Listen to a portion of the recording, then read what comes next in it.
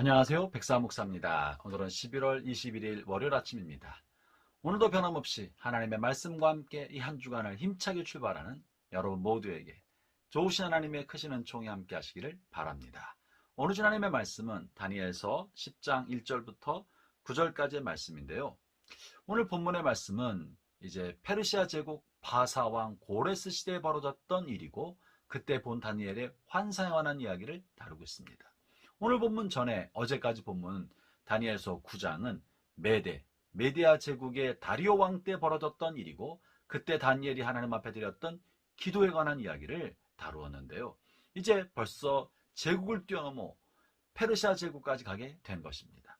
놀라운 사실은요, 다니엘은 유다의 청년이었었는데 느부갓네살의 침공에 의해서 바벨론에 포로 잡혀갔던 유다 청년이었습니다.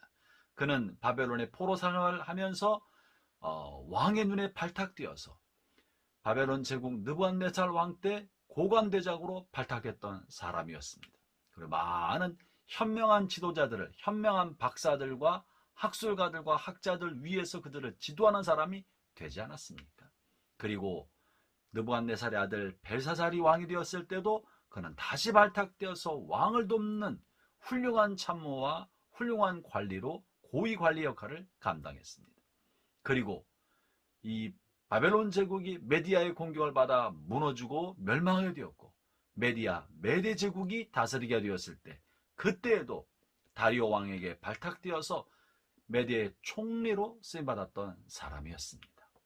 그리고 메대에 이어서 페르시아 바사가 지배하게 되었을 때도 패전국에 있었던 사람이었으나 고레스에게 발탁되어서 그 나라의 현자로 왕을 돕는 참모와 많은 사람을 이끌어갈 수 있는 지도자 역할을 감당했던 것이죠.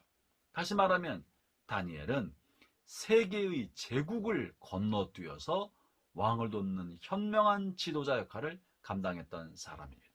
무엇이 다니엘로 하여금 패전국의 사람이었음에도 불구하고 오늘날 지도자로부터 발탁받아 왕을 돕는 현명한 사람으로 총리로 지도자로 쓰임받게 만들어 주었을까요? 물론 거기에는 하나님을 경외하는 마음, 말씀에 순종하고 하나님을 경외하는 삶이 그의 삶에 깊게 뿌리박혀 있었기 때문에 높은 도덕성과 하나님을 경외하는 깊은 신앙심이 많은 사람에게 신뢰를 주고 존경을 주었기 때문에 그랬을 것입니다.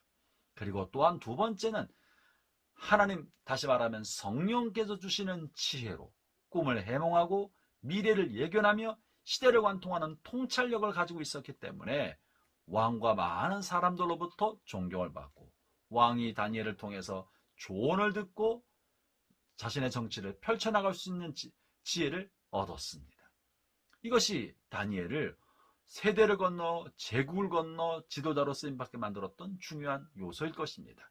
그러나 다만 이렇게 탁월한 지적 능력, 통찰력과 지혜만 있었던 것만은 아닙니다. 오늘 본문을 보면 다니엘이 어떻게 이런 제국을 뛰어넘는 지도자로 쓰임받을 수 있었는지 또 한 가지 다니엘이 가지고 있는 중요한 요소를 보여주는데요.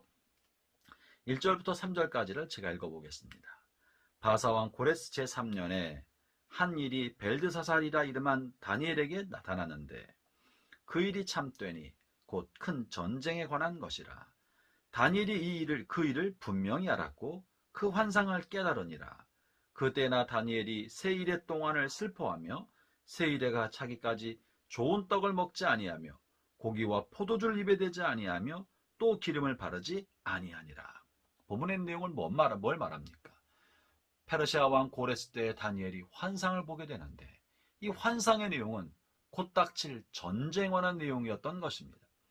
하나님이 각 나라가 어떤 전쟁을 일으키고 어떤 일이 벌어질지를 깨닫게 해주시자 그는 앞에 벌어질 미래에 관한 해안을 갖게 되었지만 그것만이 아니라 그것이 줄 아픔, 전쟁으로 말미암아 사람들이 죽게 될 것에 관한 고통을 가슴으로 느끼고 마음으로 느끼면서 이 고통에 통감하며 하나님 앞에 슬퍼하고 눈물을 흘리며 식음을 전폐하고 기도하는 시간을 가졌다고 말합니다.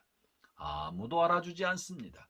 그가 금식하고 식음을 전폐했다고 알아주는 사람이 없고 그가 왜 이렇게 스스로 고통스러운 시간을 자초하는지 설명할 길도 없었습니다.